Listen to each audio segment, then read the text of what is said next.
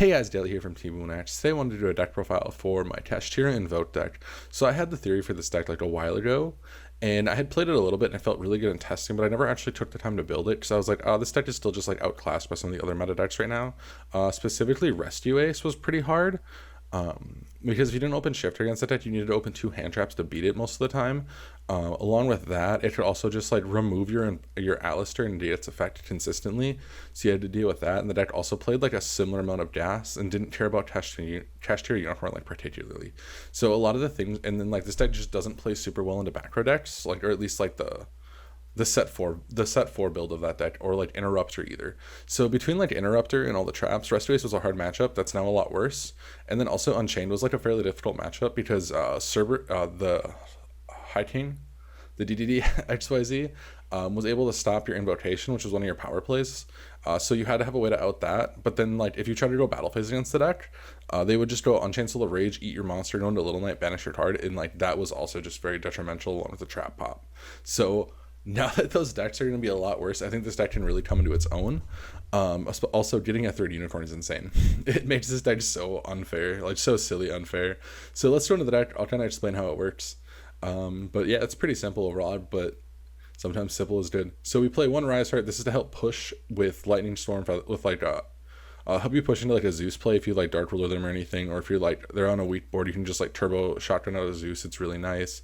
It can also banish Theosis or banish a target for birth to summon back, which is great.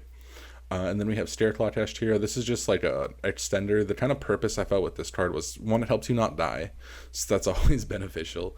The other thing with this is that it can banish the Theosis from grave to get a resource back later in the game. Like let's say you Rise Heart, banish a monster, you Theosis banish it. You can like Theosis banish birth, or like you birth gets banished, you banish birth, you Theosis add it back. So it's a way to like help that, and then it also helps you just like out some problematic monsters by attacking into it.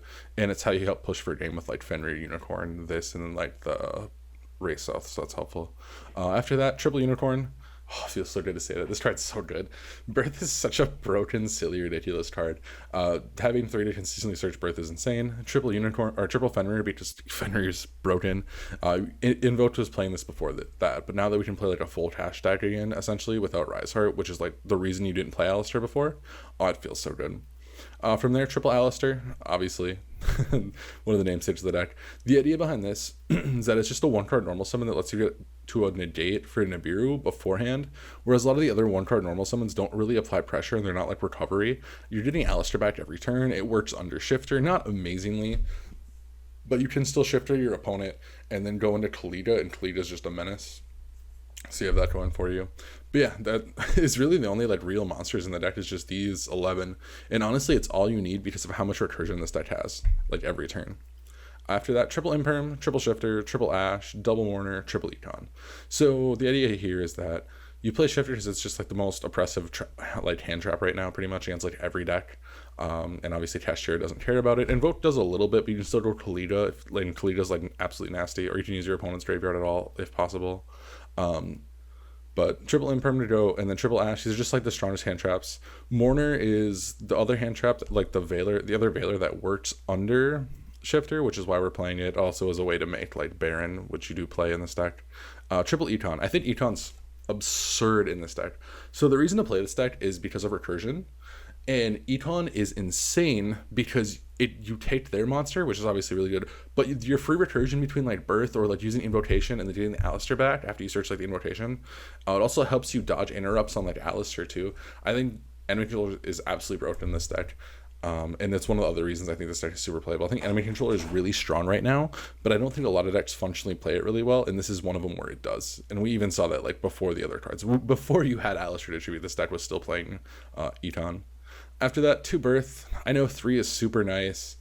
It feels almost mandatory to play 3, but unless you're playing like a bigger Kashtira engine, Birth can be a brick sometimes. And the other thing with it is, the reason to play 3 was like to top deck in the late game, or because your opponent can banish it in Kashtira Mirrors. I think you're fine playing 2 now. I'm gonna comfortably play 2, and if I feel like I need 3, I'll bump it up, but I haven't felt like it yet. 2 Invocation, pretty standard. I wanted to play 1, I really did, but the problem with playing 1 is because you play Shifter, you need to be able to Invocation again later in the game to win most of the time, and that's the only way you're going to do it. After that, one Kashtira Theosis, only one. I want to play two. I feel like two is nice, but again, I would want to play a bigger Kashtira count. And if you do that, you're forced to drop cards like Econ and Mourner. And I feel like the power of this deck comes from its consistency, and like adding more Theosis and like losing kind of your non-engine is, it just didn't feel worth it in the end of it. You could play over 40, but I feel like Shifter and over 40 is just incorrect every time. Triple Prosperity, triple Wraithsoth, triple Meltdown, one Terraforming. Oh, just the consistency. Look at that. Just 10 consistency cards in this deck. It's so beautiful. Oh, anytime you can play it. Anytime you can play an engine like this, it just feels great. Like, you're so nice with this. Especially because you can Shifter them and then the draw is turned off. Oh. And these cards are so good. These are just Rotas that have an additional broken effect on them. I love it. But yeah, that's the main deck, 40 cards. Yeah, I don't even know what I would cut from this list. Like, Econ and Mourner are like the only cuttable cards, and even then these cards feel really nice in this deck.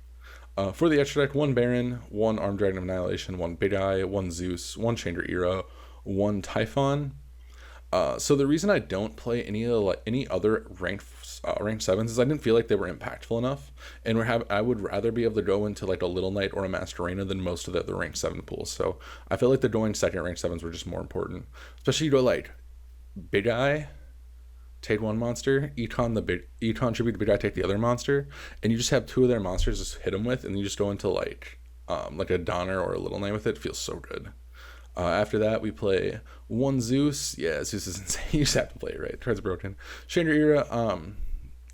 This is the only one I felt like was mandatory simply because Wraithsoth and Chandra Era is like legitimately like a decent interaction combination, especially like if like it survives to your turn. It's also just annoying to out for some matchups. I just felt like it was like worth playing the slot. Obviously, the banish face down effect doesn't really matter anymore, but yeah. One Typhon because we're playing like kind of like a mid-rangey strategy really, and just being able to like slap a Typhon on any of your monsters feels nice.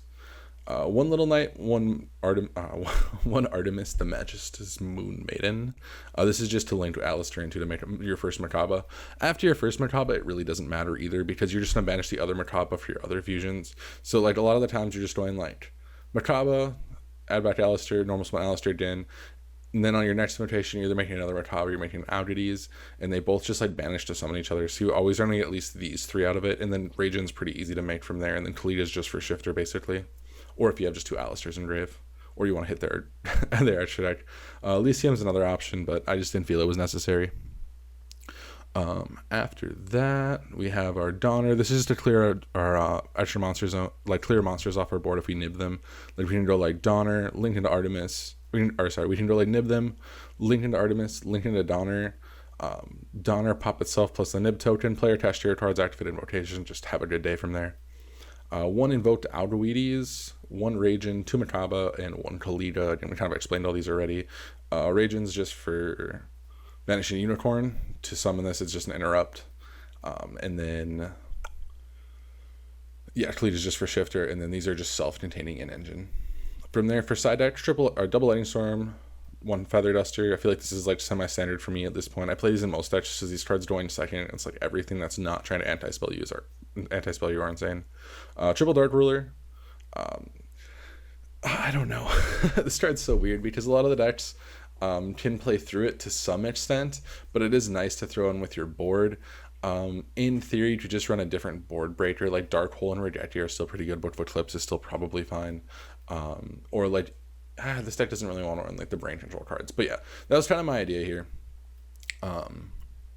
This is just another piece in breaking the boards because like naturally, like in engine, Fenrir, Algoides, all that stuff helps you break the boards too. And then you obviously play Shifter, and then you're going to side into Drolls and Nibiru. So like going second, you just drop a bomb, make it so they can't really play much, and then you just like slam down Alistair plus like Unicorn, and you just kind of control the game from there.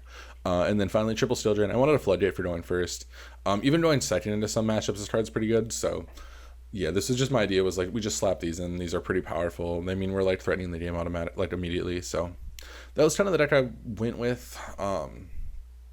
I think it's really good.